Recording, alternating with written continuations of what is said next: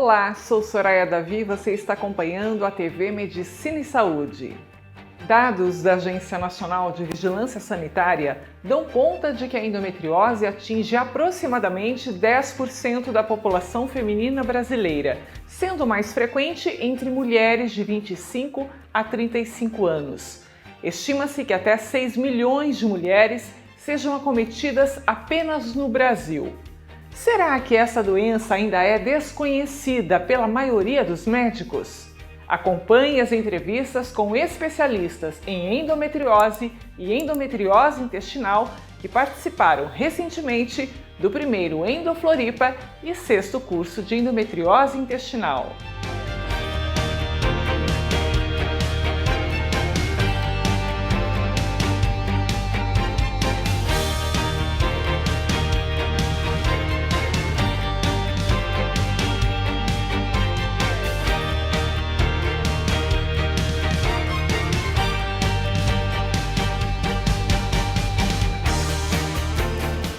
Doutora, tudo isso que está acontecendo agora, aqui em Florianópolis, teve um começo e foi em Cascavel, através da sua equipe, liderada pelo Dr. Sagai, Dr. Namir. Qual que é a sensação de ver essa expansão de conhecimento, de estrutura sobre o curso de endometriose intestinal e que a gente sabe que tem aí grandes chances de se tornar itinerante também? O que passa aí pela tua cabeça?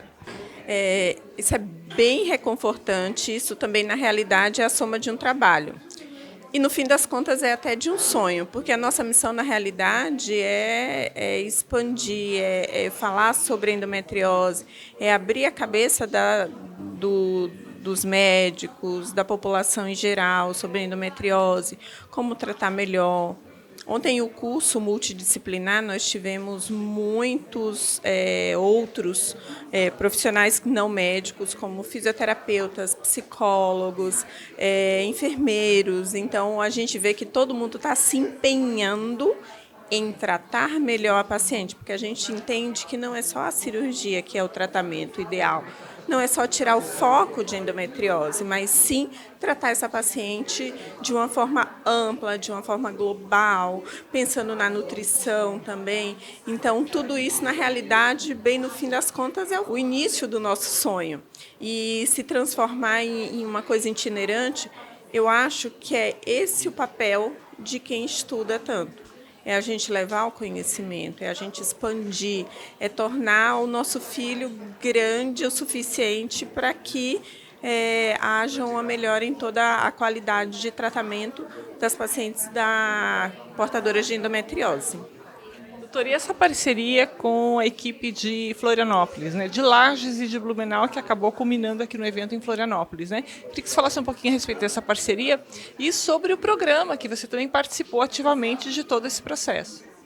Tudo começou quando eu, na minha formação de coloprocto, eu conheci o Dr. Guilherme Bint, lá em Fortaleza. Então, tudo, na realidade, vem ainda lá do Dr. Sérgio Regada, da doutora Estela, da escola Regadas, que é uma escola que eu me espelho muito, porque eles formam e eles expandem, que assim é o que mantém o legado deles, né? Então, eu e o Dr. Guilherme, a gente é fruto disso. E como eu estava lá em Cascavel e ele foi várias vezes lá e vislumbrou isso, então acabou que o casamento deu certo com as nossas equipes. E isso não é só com essa equipe, isso é só um modelo.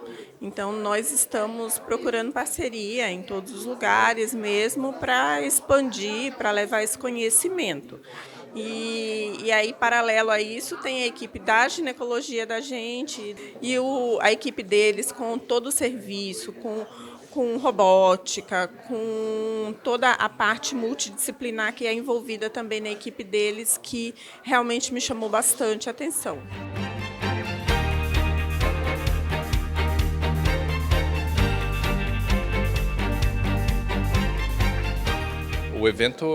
Esse evento já é um marco do calendário de eventos aqui nacionais, é um dos eventos mais importantes que a gente tem em endometriose no país e é cada vez mais com esse enfoque interdisciplinar e multiprofissional que é é essencial no tratamento da endometriose.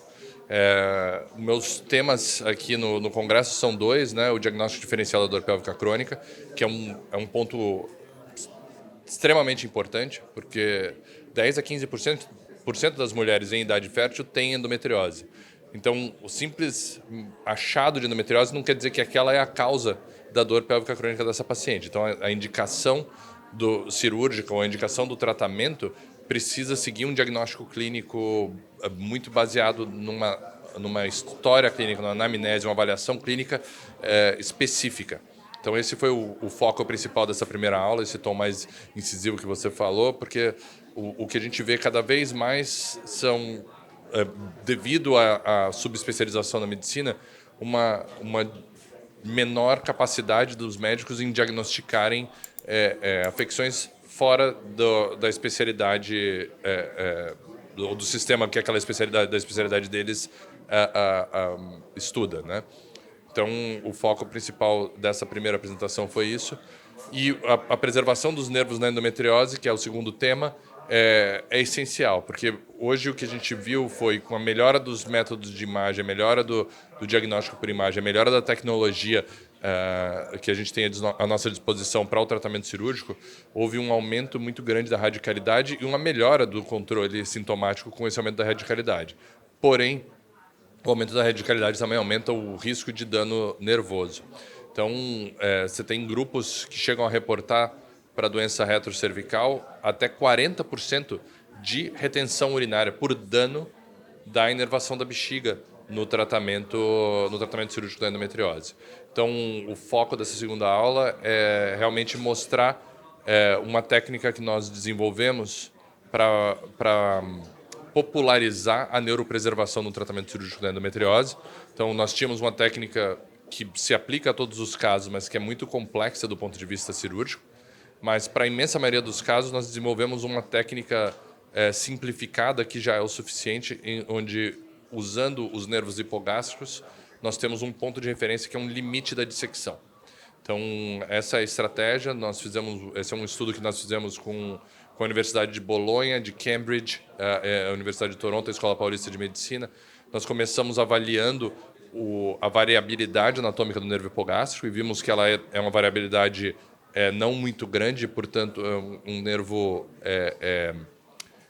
com o qual nós podemos contar para ser uma referência anatômica. A dissecção dele tecnicamente não é tão difícil e depois disso nós desenvolvemos um material educativo para ensinar os colegas a dissecar o nervo e utilizar o nervo como referência para o limite da dissecção lateral na endometriose, principalmente intestinal e retrocervical.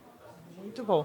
Doutor, o senhor destacou ali a importância do papel da fisioterapia pélvica também. Eu acho que os fisioterapeutas gostaram muito da sua fala hoje, né? Os que vão assistir também. Em especial, aqueles que estudam a questão da dor. Queria que o senhor comentasse a respeito disso também. Muito boa pergunta. A disfunção muscular do assoalho pélvico, ela pode não ser a causa primária da maioria dos casos, mas ela vai estar envolvida em cerca de entre 80% e 90% dos casos de dor pélvica crônica.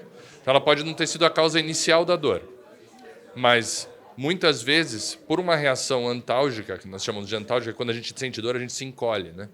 Então, isso causa um desequilíbrio biomecânico na pelve e faz com que a musculatura comece a doer. E muitas vezes a dor muscular passa a ser maior do que a dor primária. Então, é muito importante a reabilitação muscular no processo do tratamento de qualquer condição dolorosa da pelve. Na minha opinião e na opinião das três instituições onde eu trabalho, na Universidade de Toronto, na Escola Paulista de Medicina e no Increasing, a nossa opinião é de que não existe tratamento de dor crônica sem um trabalho multidisciplinar associado. Então, não dá para achar que um cirurgião vai resolver o problema com uma cirurgia. Não é assim, é muito maior do que isso. Então, nós temos, na nossa equipe de dor crônica, 26 profissionais na nossa clínica. Especificamente com a fisioterapia, existe uma formação específica.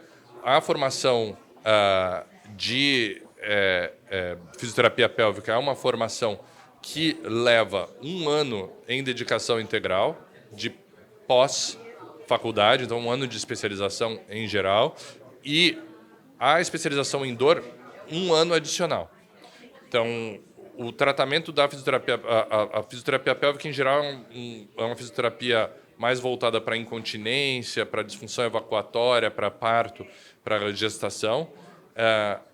O tratamento da dor ela tem um enfoque um pouco diferente. Então, ela envolve não só a musculatura da pelve, mas você tem que restabelecer o equilíbrio biomecânico como um todo. Então, as fisioterapeutas que estudam dor, elas vão trabalhar todo o processo de sensibilização central, sensibilização periférica, o controle de core, reequilíbrio muscular, o reequilíbrio biodinâmico do corpo, para poder, então, atuar no equilíbrio da musculatura do assoalho pélvico. Porque se atua só na musculatura do assoalho pélvico e não tira os outros componentes biomecânicos, a contratura tende a voltar.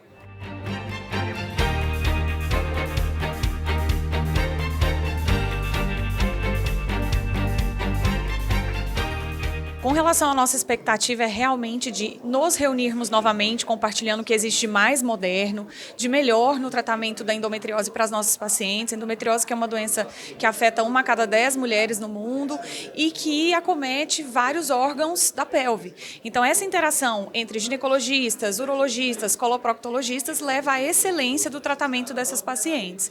Eu trabalho hoje com cirurgia ginecológica no Distrito Federal, tenho uma equipe multiprofissional que visa realmente devolver a qualidade de vida para essas pacientes e o evento é sem dúvida um marco no retorno após a pandemia do compartilhamento de técnica operatória, mas também de tratamentos clínicos e de compartilhar com cirurgiões quando operar, qual a melhor imagem, qual seria o melhor meio para poder acessar todas essas pacientes com excelência. Então, estou realmente muito feliz em poder participar, Soraya, bem como em poder agregar com as informações que eu trago aí da minha experiência diária.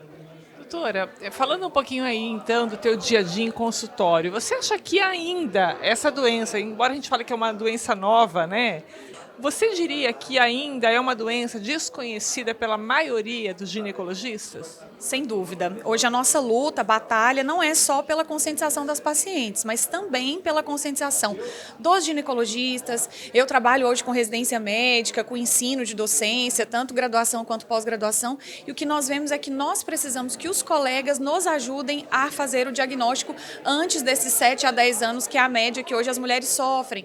Elas perdem, em média, 1 década de vida, se não 2, né, com perda de atividades laborais, sexuais, com infertilidade associada. Então, hoje a nossa batalha é também para a conscientização dos próprios especialistas.